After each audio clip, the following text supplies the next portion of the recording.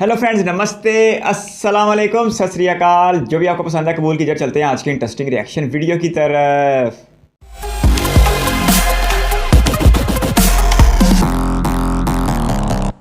दोस्तों, दुनिया के सबसे अमीर इंसानों में से एक मुकेश अंबानी की हर बात खास है। अब चाहे वो नीता अंबानी की 3 लाख रुपए वाली चाय हो या फिर उनकी बेटी की महंगी शादी। अब जब खास चीजों की बात हो ही रही है तो हम उनके घर यानी कि एंटीलिया को कैसे भूल सकते हैं।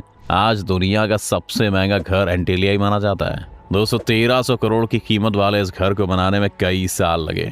इस घर में एक नहीं दो नहीं बल्कि 700 से ज्यादा लोग रहते हैं। आपको जानकर हैरानी होगी कि एंटीलिया के हर फ्लोर के मैनेजर को साल के 2 करोड़ रुपए दिए जाते हैं। जी हाँ दोस्तों, चौंक गए ना। चलिए आज जानते हैं कि कैसे बनाया गया एंटीलिया को, क्यों है ये महल जैसा, क्या क्या है इस घर में। चलिए जानते हैं आज की इस वीडियो में। पर वीडियो शुरू होने से पहले अगर आप इस चैनल पर नए हैं या आपने अभी तक इस चैनल को सब्सक्राइब नहीं किया है तो चैनल को सब्सक्राइब करना और बेल आइकॉन दबाना ना भूलें ताकि हमारे चैनल की कोई भी वीडियो आपसे मिस ना हो जाए। तो एंटीलिया के बनने की कहानी शुरू होती है साल 2002 से, जब मुकेश अंबानी के पिता धीरू भाई अंबानी की मौत हो गई थी।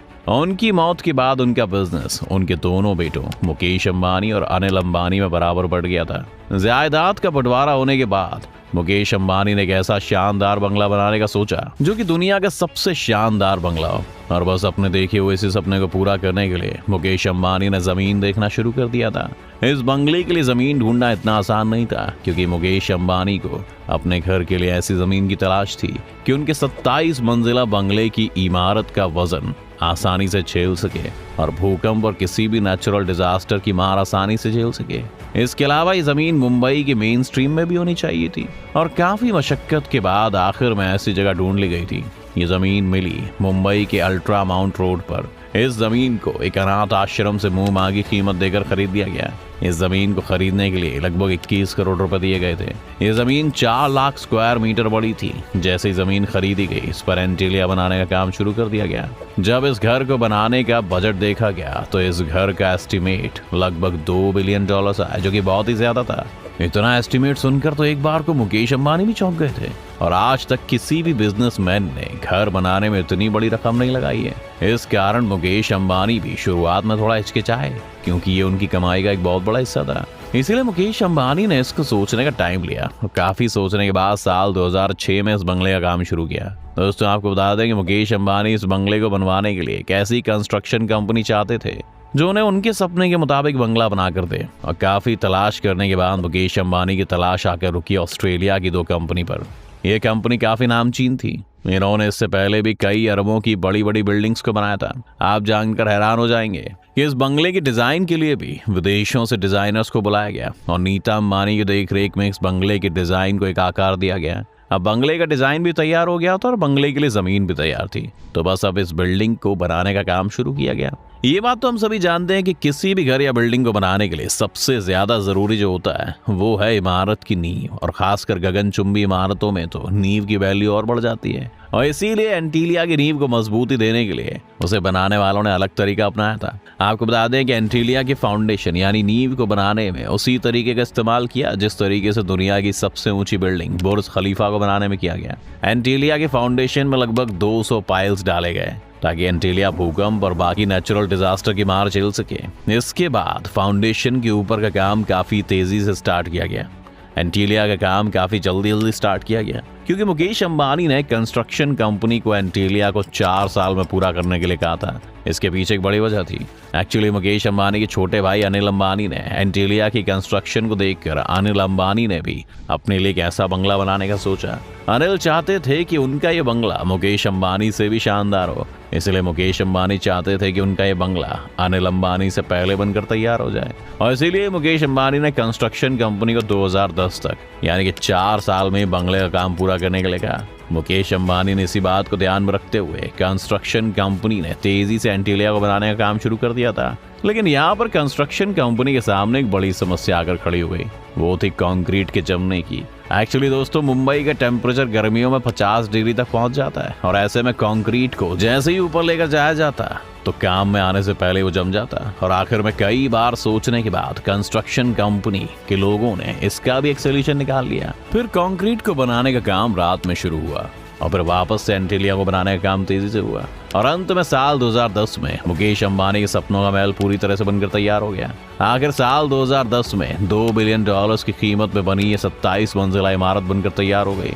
लेकिन आपको जानकर हैरानी होगी कि मुकेश अंबानी जिस घर के बनने का सालों से इंतजार कर रहे थे, उस घर में वो उस साल रह नहीं पाए। दरअसल अंबानी फैमिली गृह नक्षत्रों और ज्योतिष शास्त्र में बहुत मानती है, इसलिए मुकेश अंबानी ने इस घर में प्रवेश करने से पहले बहुत सारे पंडितों से पूछा और तब सब पंडितों ने यही कहा कि साल 2012 में उनके लिए एंटीलिया में प्रवेश करना सही रहेगा और इसीलिए अंबानी ने 2010 में एंट्री ना लेकर साल 2012 में ही घर में प्रवेश किया। साल 2012 में मुकेश अंबानी ने धूमधाम से गृह प्रवेश किया और 50 पंडितों को बुलाकर भव्य रूप से पूजा भी करवाई। दोस्तों, अभी तक हमने बात की कि आखिर एंटीलिया बनकर कैसे तैयार हुआ। अब हम आपको बताते हैं कि आखिर इस एंटीलिया में क्या क्या सुविधाएं मौजूद हैं। कहने को तो ये मुकेश अंबानी का पर्सनल घर है, पर इसमें रिलायंस इंडस्ट्रीज के अध्यक्ष मुकेश अंबानी के साथ साथ उनके 600 कर्मचारी और रहते हैं। वैसे तो इसमें कोई ताज्जुब वाली बात नहीं है कि इस बंगले में हर तरह की सुविधा होगी। साथ ही साथ ये घर मॉडर्न फैसिलिटीज से भी लैस है। मुकेश अंबानी के इस बंगले में 3 हेलीपैड हैं। इसके साथ ही एक मंदिर, जिम, प्राइवेट स्पा और एक पर्सनल थिएटर जहां पर 50 लोग बैठकर मूवी देख सकते हैं। प्राइवेट गार्डन है और भी कई ऐसी फैसिलिटीज मौजूद हैं जिनको आम लोग बस सपने में ही सोच सकते हैं। इसके अलावा बंगले में एक 2 मंजिला हेल्थ सेंटर भी मौजूद है। मुकेश अंबानी को गाड़ियों का भी बहुत शौक है और उनके पास करोड़ों की शानदार गाड़ियां हैं और आपको बता दें कि उनके पास 168 गाड़ियां भी हैं। इन गाड़ियों को पार्क करने के लिए उनके इस बिल्डिंग में 7 मंजिला गैराज भी बनाया हुआ है। अब दोस्तों, आप इस बात से खुद ही अंदाजा लगा सकते हैं कि वो बंगला क्या खूब होगा जिसके 7 मंजिल पर सिर्फ करोड़ों की गाड़ियां ही मौजूद हैं। बात अगर करें एंटीलिया के स्टाफ की, तो वो ऐसे रहते हैं जैसे 7 स्टार होटल में रह रहे हैं और वो एनी टाइम एसी में रहते हैं। यानी घर 27 मंजिला है और हर फ्लोर पर एक हेड कर्मचारी रहते हैं। आपको बता दें कि इनके हर फ्लोर के एक मैनेजर को 2 करोड़ सालाना मिलते हैं। इससे आप खुद ही अंदाजा लगा सकते हैं कि आखिर किस हद तक इनके स्टाफ को भी मुकेश अंबानी खुश रखते हैं। और दोस्तों, वो कहते हैं ना कि इंसान की इच्छा कभी पूरी नहीं होती है और ऐसा ही हुआ कुछ मुकेश अंबानी के साथ। उन्होंने एंटीलिया बनाकर अपना सपना तो पूरा कर लिया, पर इसके बाद बहुत जल्दी उन्होंने दूसरा सपना भी देख लिया। मुकेश अंबानी अब अपने लिए एक दूसरा बंगला बनवा रहे हैं। दरअसल मुकेश अंबानी ने लंदन के बकिंगमशायर के स्टॉक पार्क में कुल 300 एकड़ जमीन खरीदी है और इस जमीन पर मुकेश अंबानी ने 600 करोड़ की लागत से 50 बेडरूम वाला बंगला बनवा डाला है और अब अंबानी परिवार अक्सर उस बंगले में रहने जाता है। तो दोस्तों, ये थी दुनिया के सबसे अमीर घर एंटीलिया के दुनिया के अमीर तरीन इंसान और बहुत लंबा अरसा तक भारत के सबसे अमीर तरीन इंसान मुकेश अंबानी का सबसे शानदार घर, जो अपनी मारियत को लेकर दुनिया का सबसे महंगा घर भी है, एंटीलिया। और उसके क़याम की कहानी देखी, बहुत ही ज़बरदस्त थी और ये देख के तो ऐसा लग रहा था कि मुकेश अंबानी ने अरबियों को भी मात दे दी। और बुर्ज खलीफा शानदार घर के बाद में तामीर किया गया था, तो मुमकिन है कि बुर्ज खलीफा को तामीर करने के लिए भी एंटीलिया से कुछ सीखा गया हो। तो बहुत ही ज़बरदस्त बात थी। और 2002 में इस प्रोजेक्ट को शुरू किया गया, जबकि अमली तौर पर इस प्रोजेक्ट पे 2006 में काम शुरू किया गया और सिर्फ 4 साल के अरसे में 27 मंजिला इमारत को मुंबई शहर के सबसे पॉश इलाके में खड़ा कर दिया गया। और आज ये अपनी पूरी आबोत आपके साथ दुनिया के एक अमीर तरीन इंसान की रिहाइश का बनी हुई है। लेकिन मैं ये सुन के बहुत हैरान हो रहा था कि ये सिर्फ मुकेश अंबानी या उनकी फैमिली का घर नहीं है, बल्कि उनके साथ साथ कुल मिला के तकरीबन 700 लोगों का घर है। और 27 मंजिला इस इमारत के ऊपर हर फ्लोर के मैनेजर को 2 करोड़ रुपए तक तनख्वाह दी जाती है। इसके साथ साथ मुकेश अंबानी की 168 गाड़ियों के लिए 7 मंजिलों को वक्फ किया गया है। एंटीलिया में किसी किस्म की कोई भी कमी दिखाई नहीं दे रही थी और हेलीपैड तक भी बनाए गए हैं। इसके साथ साथ जदीद दुनिया की सारी सहूलतें भी हैं और एक जगह ऐसी भी इस इमारत के अंदर मौजूद है जहाँ पर मसनूई बर्फबारी का भी मज़ा लिया जा सकता है। तो बहुत ही ज़बरदस्त और शानदार घर है मुकेश अंबानी का, जो बहुत लंबे अरसे तक भारत के सबसे अमीर तरीन इंसान भी रहे हैं। लेकिन ख्वाहिशों की यह हद कहीं भी नहीं रुकती और मुकेश अंबानी ने लंदन में भी एक ज़बरदस्त घर को तैयार कर लिया। लेकिन जो मुकाम एंटीलिया ने हासिल कर लिया वो शायद मुकेश अंबानी की कोई दूसरी जायदाद ना कर सके। जब भी मुकेश अंबानी या किसी दूसरे अमीर तरीन भारतीय की शानदार लाइफ को देखा जाता है तो कहीं ना कहीं टाटा ग्रुप के सरबराह रतन टाटा सर का जिक्र ज़रूर दिमाग में आता है, जो इतनी ज़्यादा दौलत होने के बावजूद एक सादा तर्ज ज़िंदगी इख्तियार किए हुए हैं। और उन्होंने अपना लड़कपन, अपनी जवानी और अपनी उम्र का ये हिस्सा भी सादगी के साथ गुजार कर ये साबित कर दिया है कि इंसान की इज़्ज़त उसके किरदार से है।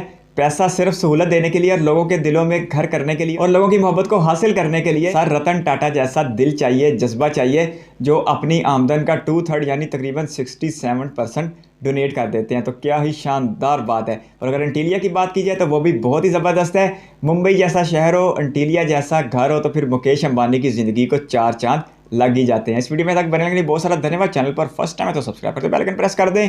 बहुत जल्द एक और इंटरेस्टिंग रिएक्शन वीडियो के साथ मिलेंगे, तब तक के लिए अपना बहुत सारा ख्याल रखिएगा। Bye bye.